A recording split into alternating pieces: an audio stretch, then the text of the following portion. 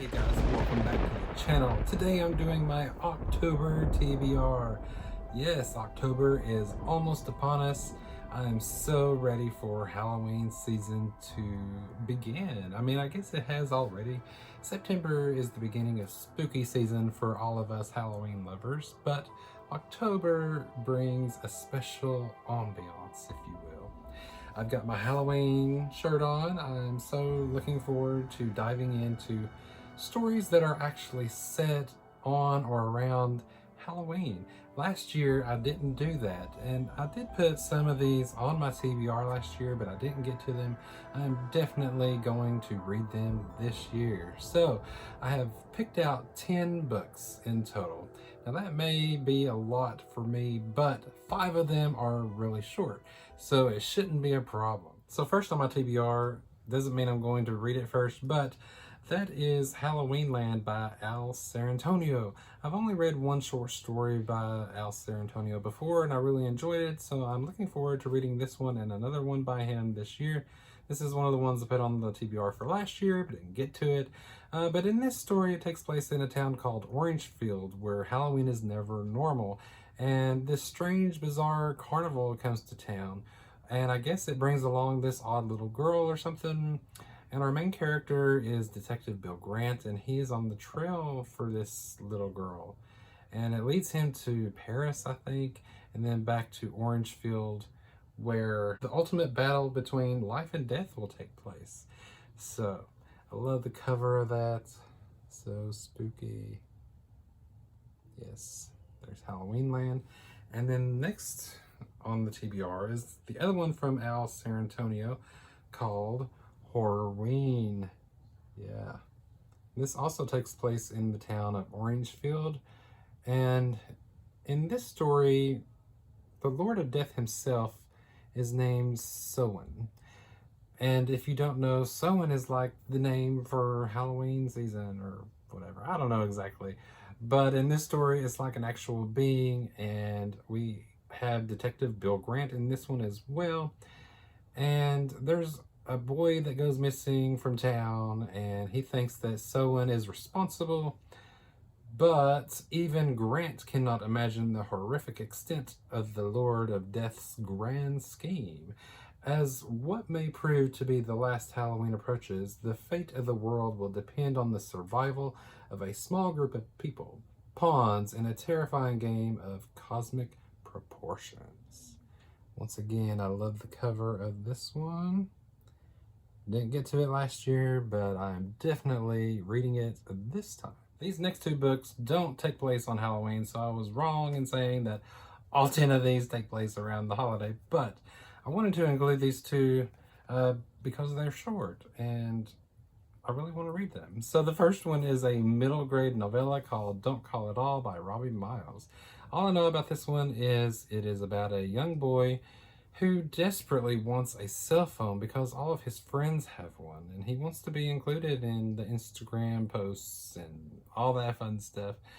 But his parents refuse to get him one. He's like, but Mom, all my friends have one. Why can't I? So one day he meets this mysterious man who promises him, all these great things, including a free cell phone. But I mean, everything comes with a price. And one day his phone starts doing stuff on its own, I think. I don't really know, but love the cover of that one.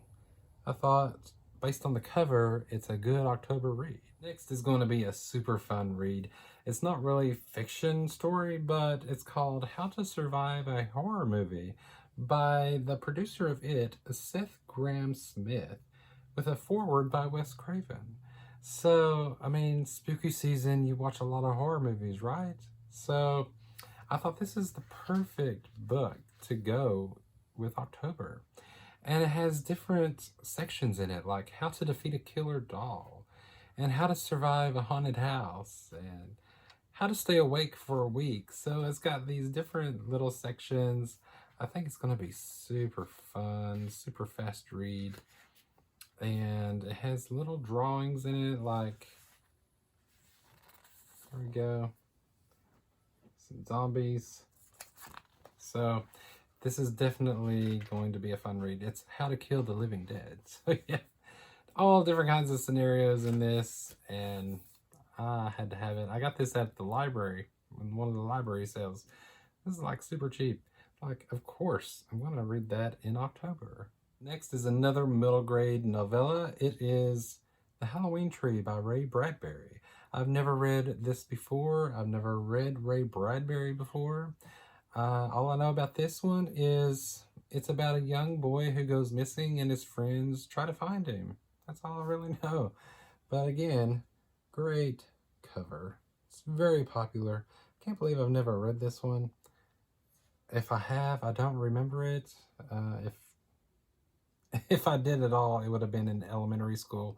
And of course, that was a long time ago. So I'm super looking forward to reading this one. Next is one from a popular booktuber who is not very active anymore on YouTube, unfortunately. But I'm speaking of Cameron Chaney's Autumn Crow. I'm finally going to read this one. I can't wait. I just got it a month ago, I guess. But this is a collection of 7 short stories that all take place around Halloween. I love the cover of this. I love Cameron Chaney's channel. I miss him. I wish he would come back. I know he's been working on like a series for Autumn Crow High, I think it was called. He spoke about it. It was supposed to be out last fall, but unfortunately that didn't happen, and he has taken a break from YouTube to focus on his writing, which I commend him for. And as much as we all miss him, I know he's going to write some great things, and I can't wait to check this one out. Next is one I got at McKay's for $1. A freaking dollar. That is The Ultimate Halloween. And this is a collection of short stories from several different authors. I'm assuming they are older titles. I know one is. Don't know when this came out. 2001.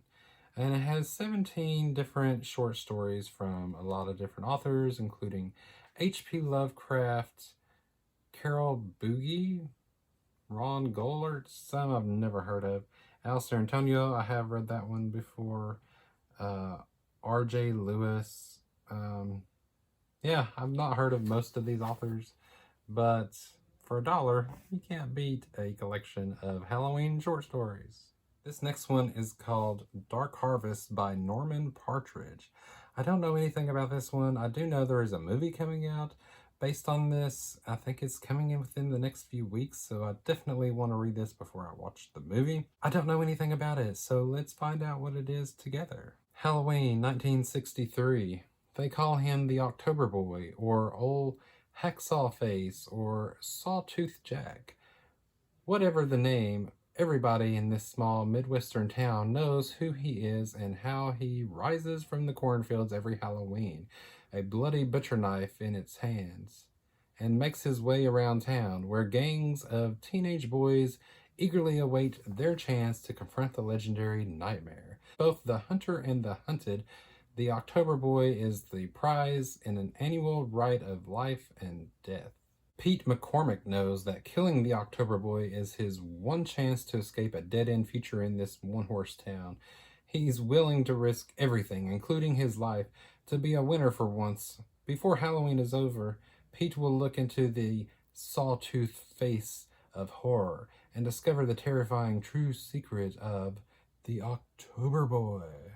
So apparently this being rises every Halloween, and a group of teenagers have to try to kill him. Sounds super fun to me. These last 2 books are actually in a 1-book collection, and that is Hocus Pocus and the all-new sequel. Yes! So looking forward to reading this one. I love the movie Hocus Pocus. I can't wait for the sequel to come out on September 30th on Disney+. So definitely want to read this before I watch the sequel, though. Before I watch the movie. So this is a story about the Sanderson sisters who, if you've seen the movie, you know that they are brought back to life. They were, hanged or whatever back in the Salem witch trials, I think it was. But a group of kids accidentally bring them back to life. Now, I don't know anything about the sequel. And to be honest, I don't really want to know. I know it's like 25 years later and it's based on the kids from the first one. I don't know if they bring them back again or what, but yes, I didn't get to this last year, and I promised myself I would this year, so I think I'm going to read this first to make sure I get both of these read and then watch the brand new movie. So those are all the books that I am going to read in October. I cannot wait. I think I will enjoy all of these, honestly. So what is on your October TBR? What spooky books are you reading? Are they all based on Halloween? I would love to know what I've missed. Let me know in the comments of any other Halloween recommendations that you may have. Thank you all so much for watching. I hope you have a spooky, scary October, a great reading month, a great horror movie watching month, a great trick-or-treating month, a great party month. Yes, all the October Halloween wishes to all of you. Thank you so much for watching. I hope you all have a wonderful day, and I will see you in the next one.